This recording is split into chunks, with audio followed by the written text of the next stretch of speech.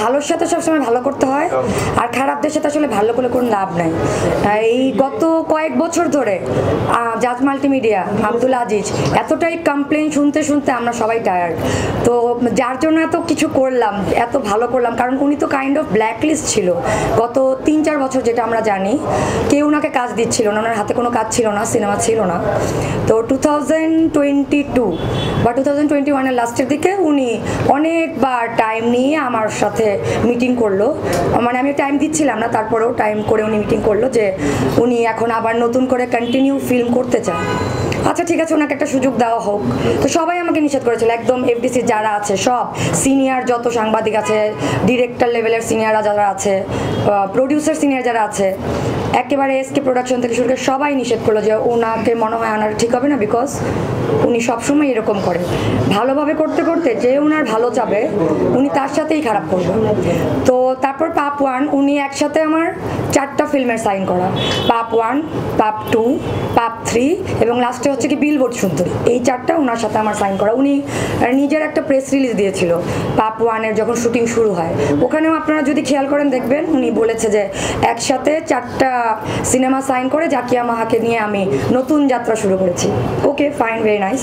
So আপনারা মনে হয় জানেন নাকি জানি না, আমি ফিল্মের প্রডিউসারও, আমি মানে অ্যাজ আ অ্যাক্ট্রেস হিসেবে ইয়া করার আগে আমি জাজ মাল্টিমিডিয়ার ময়না, তারপরে আরও কী কী জানি সিনেমা ছিল, হাফ প্রোডাকশনেও আমি হেল্প করেছি ওনাকে। তো পাপ 1 রিলিজের পরে যেই রকম কথা ছিল উনি কোনো একটা কথাও রাখেন।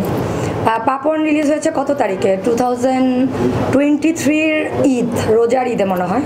So it was a big hit আমার জানা মতে, যেগুলো আমি হলের মালিকদের সাথে কথা বলেছি, রাইফেল স্কোয়ারে কথা বলেছি, যমুনাতে, মেঘনা, সবাই সাথে কথা বলেছি। So it is a kind of heat. But 2023 থেকেই উনি দেখালো যে পাপ অনেক বড় লস, এবং পাপের লস কভার করতে গিয়ে উনি আরও 4টা ফিল্মের টাকা এই পাপ সিনেমার বাজেটের উপর লাগাই দিছে। তো আমি এই সিনেমার যে ডিরেক্টর ছিল সৈকত নাসির, ওনাকে জিজ্ঞেস করলাম। তো as usual you all know যে সৈকত ভাইয়ের থেকে ট্যালেন্টেড ডিরেক্টর বাংলাদেশে খুব হাতে গোনা কয়েকজন আছে, যে উনি খুব কম বাজেটে একেবারে ইন্টারন্যাশনাল লেভেলের সিনেমা করতে পারে। তো ওনার কথা হচ্ছে, না আপু, আমি যেই পরিমাণ বাজেট ছিল, প্রায় 1-1.5 কোটির মতো বাজেট ছিল, এই বাজেটে উনি ক্রস করেনি।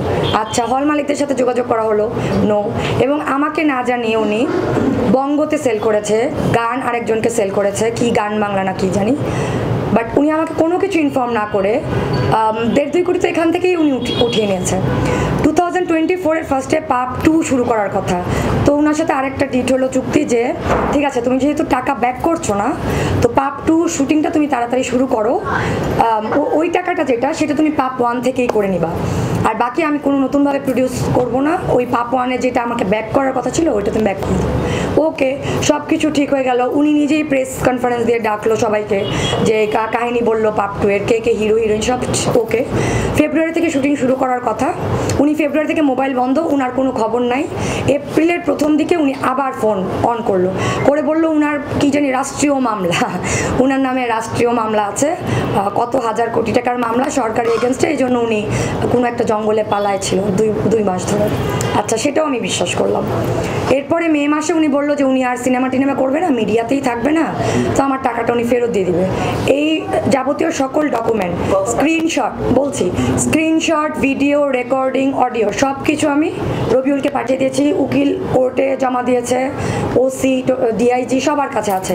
ওনার কথোপকথনের সকল ভিডিও, সকল রেকর্ডিং, যতগুলো স্ক্রিনশট আছে, SMS সব।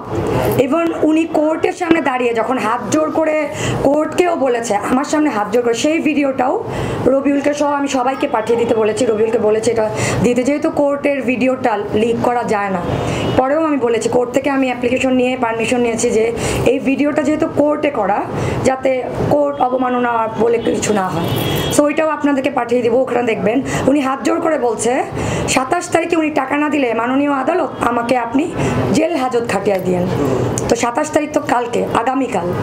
এই বিগত কতগুলো 27 তারিখ যে চলে গেল, উনি প্রায় 1.5 কোটি টাকা মেরে কিভাবে সুন্দর মতো শান্তি মতো বাসায় ঘুমায় থাকে।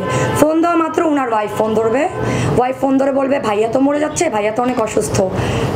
মিনিট পরেই জানা যাবে উনি গাজীপুরে শুটিংয়ে। কি লাস্ট শুটিংটা কি হলো? নুসরাত ফারিয়ার নিজেও আমাকে বলেছে, হ্যাঁ জিন 3 রাইট, যখন উনি অসুস্থ মরে যাচ্ছে তখন উনি জিন 3 শুটিংয়ে গাজীপুরের জঙ্গলে। সো এইভাবে যদি মিথ্যা বলে তো সিনিয়ররা ওয়াজ রাইট। আমার ওনাকে আবার জাজ মাল্টিমিডিয়াকে সুযোগ করে দেওয়াটা উচিত হয়নি।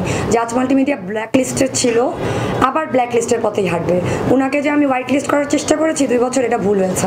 কারণ ওনার ওয়াইফ, ওনার মেয়ে সবাই মানে আমার সাথে একটা চুক্তিতে আবদ্ধ যে হ্যাঁ আমরা আবার কারো কোনো টাকা মারবো না, আগে পরে যেগুলোই করেছি এগুলো ক্ষমা সুন্দর চোখে দেখেন, আর বাকি সবগুলো আপনি যদি সাথে থাকেন। কারণ আমি কোনো প্রডিউসার নেই না, আমি যখন যেটা করি এককভাবে করি, তো আমার সাথে অন্য কোনো কারো যাতে জ্ঞানজাম না লাগে।